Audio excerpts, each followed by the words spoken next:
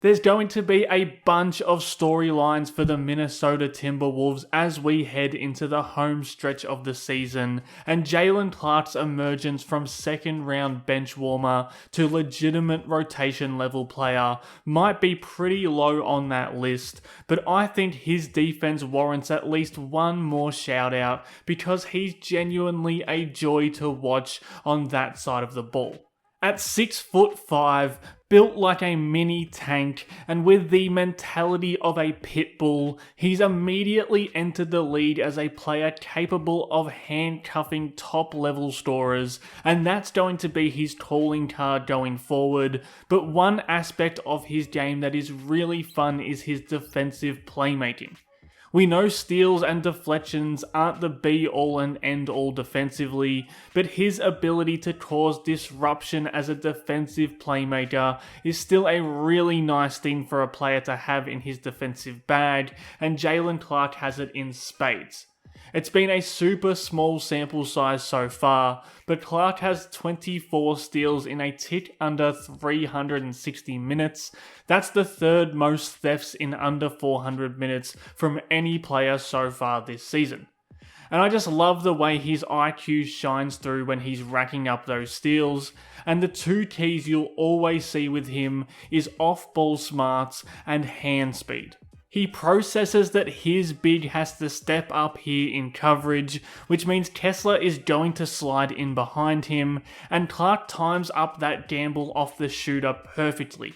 That's the kind of rotation that you see him making pretty consistently, and it's pretty impressive for a guy playing in his first season in the league.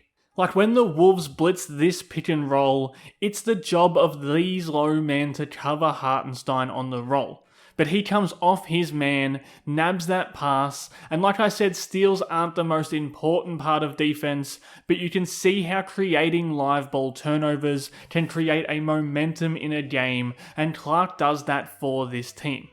Here's that same play again, they switch and blitz, he makes that rotation on the roller, and then you can see the hand speed as he gets his paw in there and pokes it away.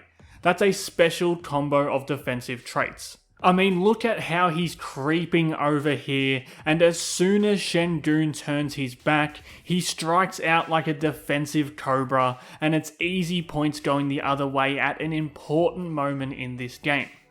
This is a very similar rotation here. He's got his matchup, but when Filipowski has to turn out of trouble, he's going to jump on that opportunity to take his lunch money.